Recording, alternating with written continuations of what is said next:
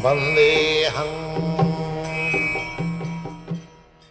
following is a class on Bhagavad Gita as it is, Chapter 9, Text number 34, given by His Divine Grace, A.C. Bhaktivedanta, Swami Prabhupada, recorded on December 26, 1966 in New York.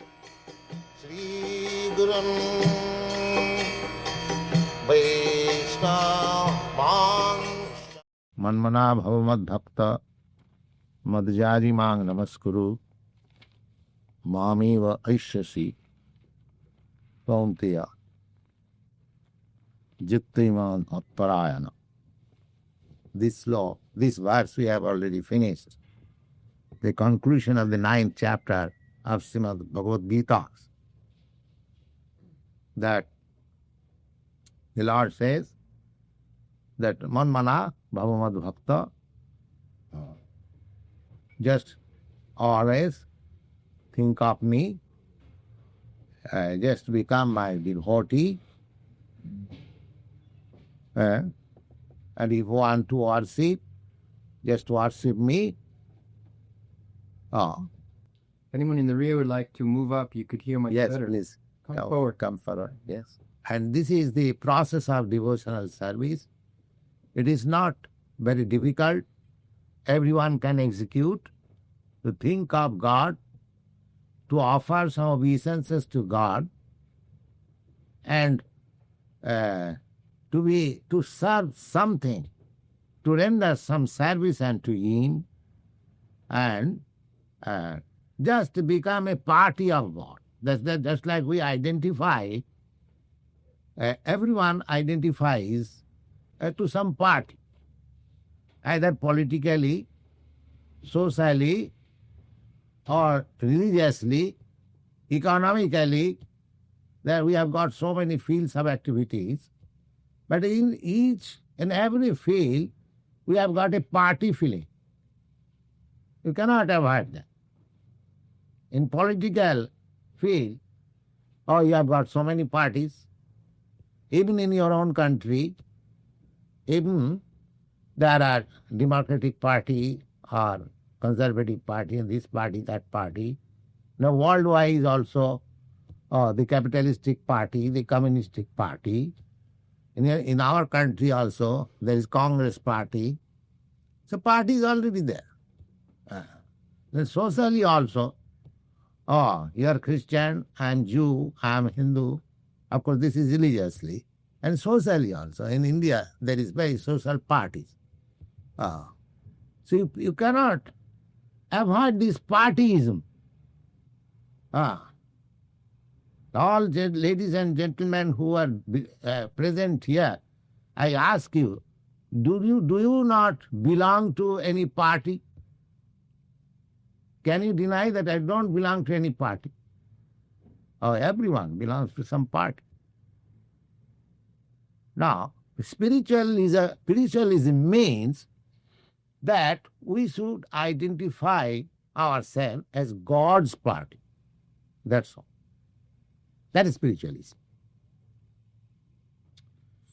They ask so many things, that why the materialists are called crazy by the spiritualists. That is also partyism. This materialists also call say to the spiritualists they're crazy. Just like we have formed some society of Krishna consciousness, and those who do not like it, they say we are crazy fellows, we are assembly of crazy people. And similarly, we call others who do not associate with us, they are crazy fellows. So there is, we have a little pamphlet, booklet, who is crazy? Now how to decide? You are thinking the Swamiji and the party, they're crazy. And we are thinking those who are materially engaged, they're crazy. Now how to decide it? Can you suggest any way how to decide it? Who is crazy? Who will decide it? Everyone says the two parties are, when there is something and the disagreement, The two parties will say that you are in wrong, the other party will say you are. Then we decide it. That who is wrong? Can you suggest any one of you? Who will decide? The world is going on in partyism, and each opposite party is thinking that the other party is crazy. Now who will decide who is actually crazy?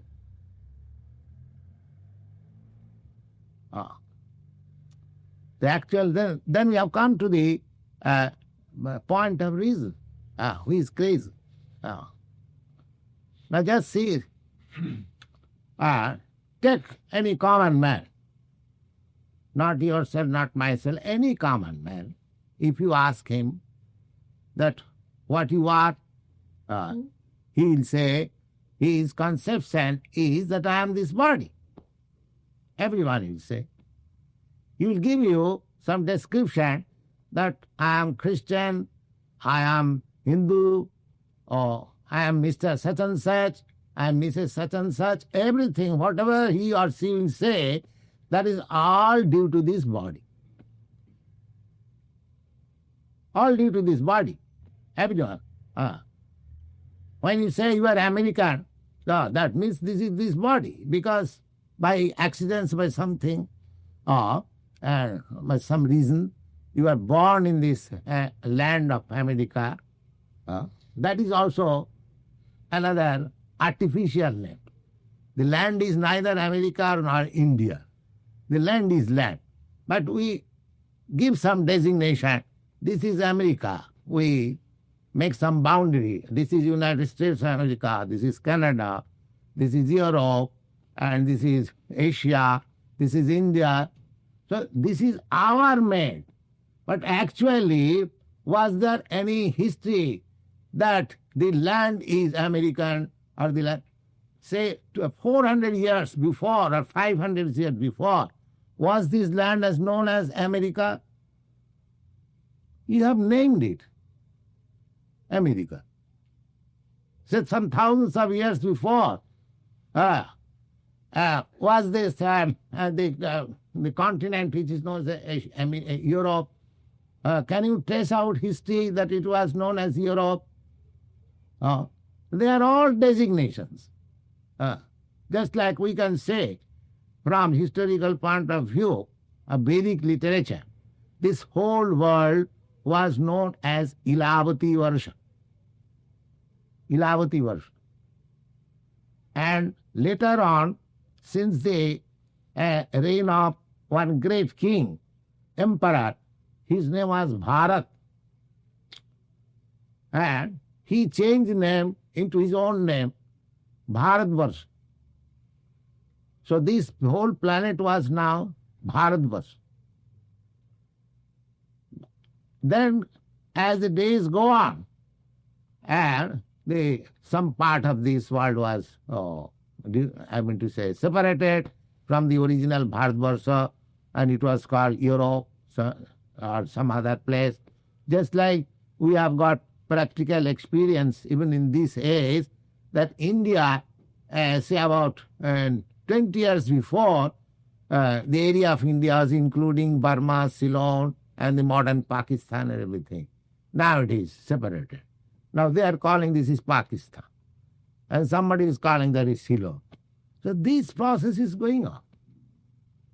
Actually, the land is neither Bharatvarsha nor Asia nor America nor India, but we give this name. According to that, with the change of time, with the change of influence, they are all designations.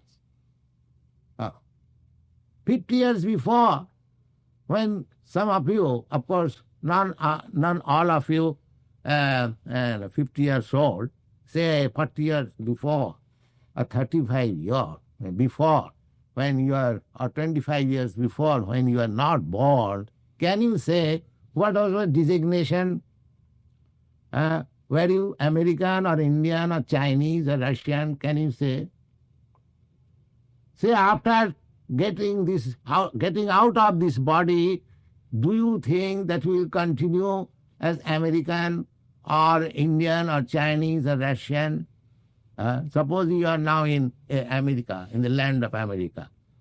The next life you may be in China. Who can say? Because we are changing our body. You cannot say that we are not changing our body. Can you say that you are not changing your body? Yes, you are changing. When I was born from the mother's womb, my body was so little. Now how I have changed where is that body? Where is that body when I was a child? Where is that body when I was a boy? Where is that body when I was young man? I've got my photograph. My students see, oh, Swamiji, you are like this. Where is that body? Where it has gone? So, we are changing, but I am the same man. I am thinking, oh, in my childhood, I was doing like this. Oh, in my youthhood, I was thinking like that. In my boyhood, I did so many things. Now, where those days are gone? With my body, everything has gone off. It is simply remembrance. But still, we are sticking to this body. And when I ask you, or when you ask me what you are, I say something in relationship with this body. Are you not crazy? Can you tell any of you that you are not crazy? If you, so far your identification is concerned, if you identify with something which you are not, then are you not crazy? Are you not crazy? Say, everyone who identifies with this body, he's a crazy man. He's a crazy man. It is a challenge to the world. Anyone who claims God's property, God's land, God's earth as own property, he's a crazy man. This is a challenge. Let anyone establish that this is his property, this is his body. You are simply, by nature, you are, by the freaks of nature, you are put into some place, you are put under some body, you are put under some consciousness, and you are dictated by the laws of nature, and you are mad after that. So everyone, prakita kriyamanani gunai karmani sarvasa ahankar vimuratma kartaham iti mannate. Prakita kriyamana. Everyone is being pulled by the ear, just like a teacher takes the ear of a student and does like this. Similarly, every one of us, under the complete clutches of the material nature, and we are being put, sometimes this body, sometimes that body. Now, fortunately, you have got human form of body. Oh, but don't you see? There are so many bodies. So many bodies. There are 8,400,000 of bodies. And by the laws of nature, by the freaks of nature, you can be put into any kind of body according to your work. So you are complete under the grip of nature. This time, fortunately and unfortunately, I have got this human form of life. But next time I may get the body of a dog or the body of a god. That will depend on my work. But the laws of nature is working. The laws of nature or the material nature is forcing me that you accept it. You cannot say, oh, that after my death, let me have my birth in America. Oh, how can you say? You are not authority. You are not authority. So this is stated in the Bhagavad Gita. Prakita kriyamanani gunai karmani sarvasa ahankar vimuratma kartaham iti mannate. Everything is being conducted by the supreme laws of nature, but the foolish man thinks that I am something, I am independent. This is foolishness. Ahankaro vimura atma. Ahankara is false egoism. Ahankara means false egoism. What is that false egoism? That I am not this body and I think I am this body. This is called false egoism. Therefore, Shankaracharya, I mean to say, a priest is mentioned that you are not this body. You are spirit soul. Aham Brahmasmi. Aham Brahmasmi. Now, still, when we try to realize ourselves, self-realization, there also foolishness or the dictation of the Maya or the illusionary energy continues. What is that? Somebody is trying to realize himself. I am not this body. He understands that I am not this body, I am spirit soul. Then, if you are spirit soul, then what is your position? Void, impersonal. Spirit soul, that means voidness. There is nothing after finishing this body. This voidness. There are philosophers who preach voidness. After this finishing this body, there is nothing. And other philosophers, impersonalists, they say that as soon as this body is finished, my personal identity is finished. Do you think like that? Is it possible? So long I am in this body is not actual I am. It is just like a vehicle. Just like you are sitting in a car. The car is moving according to your desire. Not that the car is moving independently. So, when you are in the car, so you are moving the car according to your desire, right or left or this road or that road. Suppose if you are out of the car, do you think that your personality is gone? Is it any reason? So, this body is just like a car. It is said in the Bhagavad Gita, Brahman sarvabhutani jantrarurhani maya. Maya has placed you in this car because he wanted this sort of car. Just like you have got in your practical experience. Somebody has got better car, somebody has got it is an inferior car, somebody has got trucks, but they are moving. Similarly, these different bodies, they are like car and you are moving. Now, suppose you are out of the car, either from the truck or from the Rolls-Royce car or Chevrolet car or Ford car, do you think that your personality is finished? Because you are out of the car, then how can you say that when you are out of this body, your personality is finished? What is your reason? So this is another craziness. Just see how craziness follows. Void. Why void? I am so much intelligent. I am planning so much because my body is finished. Therefore everything becomes void. This void philosophy was contradicted by this one. No, there is not void, there is spirit. Now, that spirit, when one comes to that spiritual self-realization out of this body, when if he is still further advanced in spiritual knowledge, then he'll seek what is my spiritual duty, what is my spiritual work. That is sanity. What is my spiritual work? Sanity. That is sanity. I cannot be void. I cannot lose my individuality and personality. That is nonsense. How can I? So long I am sitting in this body, or take the same crude example, so long I am sitting on the car, I am displaying so much individuality and so much discrimination. As soon as there is a red signal, I stop my car.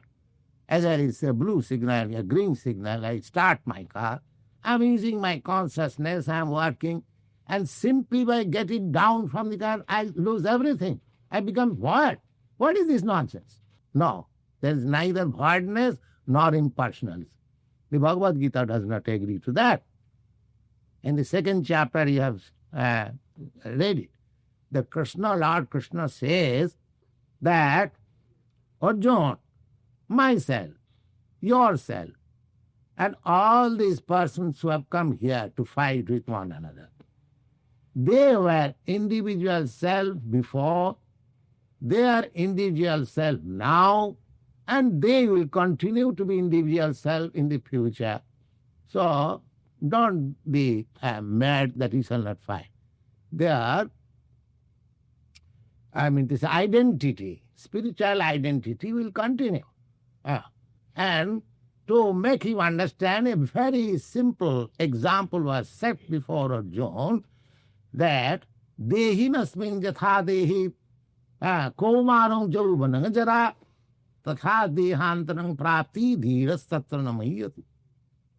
My dear Arjuna, just like the living spark, the living cell is within this body from the womb of the mother, it is developing when after the father's-mother's combination, there is a form of body just like a pea, and then that pea-like form develops within the womb of the mother, and after 10 months, there is no more space in the womb of the mother.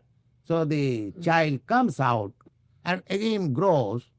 So the growth of the body is going on, or the change of the body is going on. Dehi nasmin jatha dehi. Dehi means in this body. And dehi means the person who is within this body. He is there from that pea-like form, because my form, my measurement is so small that we cannot see. It is not possible. It is 10,000 part of the tip of the hair. It is so small. So with our material eyes, or with your material conception, we cannot see the soul. But the soul is there. And the proof is, evidence is, because the soul is there, therefore the pea-like form material body is growing.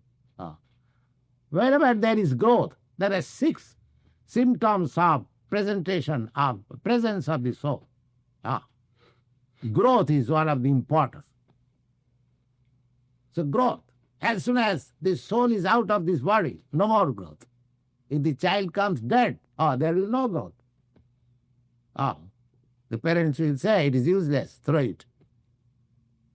So similarly, Lord Krishna gave this first example to Arjuna, that don't think that the spiritual spark which is within the body, due to whose presence the body is growing, from childhood to boyhood to youthhood, from youth to old age. So, when this body becomes useless, imperceptibly, the soul gives up this body, Bhashangsi jinnani jathavyaya, just like we give up old dress and take another new dress. Similarly, we accept another body. And we accept that another body not according my selection. That selection depends on the law of nature. That selection depends on the law of nature. You cannot say at the time of death, but you can think of. You can say that to see individuality, and that selection is all there. Jangjam bapi smaran leke smaran loki tajattante kalebaram. Just at the time of your death, your mentality, your thoughts will develop. You will get the next part according to that body. So the intelligent man who is not crazy, he should understand that I am not this body. First thing, I am not this body. Then he will understand that what is his duty. As spirit soul, what is his duty? His duty is, that is stated in this Bhagavad Gita, in the last verse of the 9th chapter. The duty is manmana bhava. You are thinking something. Every one of us embodied, we think something. Without thinking, for a moment you cannot stay. That is not possible. And this is the duty. You think of Krishna. You think of Krishna. You have to think something. Then what is the harm if you think of Krishna? Krishna has got so many activities, so many literatures, so many things. Krishna comes here. We have got volumes and volumes of books. If you want to think of Krishna, we can supply you so many literatures that you cannot finish in your whole life. If you 24 hours read. So thinking of Krishna, there is sufficient. Think of Krishna. Manmana bhava. I can think of you. Just like a person who is serving some boss, he's always thinking of that boss. I have to attend that at 9 o'clock. That boss will be displeased. He's thinking for some purpose. That sort of thinking will not do. Then therefore he says, Bhavamad Bhakta. You just think of me with love. When the master, when the servant thinks of the master, there is no love. He's thinking for pound ceiling pants.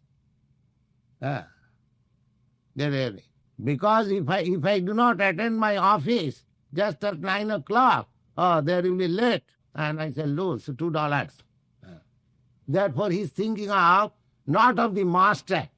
He's thinking of that pound ceiling pants. So that sort of thinking will not save you. Therefore he says, Bhavamad Bhakta. You just become my devotee. Then the thinking of me will be nice. And what is that? Bhakti, Mad Bhakta, devotion means service. Madhyaji, you render some service to the law. Just we are engaged here. Always, whenever you come, you will find us engaged in some duties. We have manufactured some duties. Just to think of Krishna only. Therefore our society's name is Krishna Consciousness, Society for Krishna Consciousness. We have got so many literatures that each and every boy is engaged. Somebody is printing, somebody is writing, somebody is typewriting, somebody is dispatching, somebody is attending letters, somebody is cooking. 24 hours we are thinking of Krishna. How? Because we are engaged in the duties of Krishna. So Madhyaji, Mang Namaskuru. And what is the duty? If you have no obedience, you have to obey. Therefore is called Namaskuru. You offer your respect. So bhakti minus respect, that is not bhakti. With love, with respect, with designated duties, if you be engaged in Krishna consciousness, then your life will be successful. Not identifying falsely with this material body and engage yourself with all sorts of nonsense. That will never make you happy. The same thing. Therefore, what is the difference between materialism and spiritualism? The same typewriter is there, the same dictaphone is there, the same mimeograph machine is there, the same paper is there, same ink is there, the same hand is there, everything is same, but everything is done for Krishna's account. That's all Krishna. This is spiritualism. Don't think spiritualism is something uncommon. You can turn the whole material world into spiritualism if you simply become Krishna conscious. This is spiritualism. Thank you very much.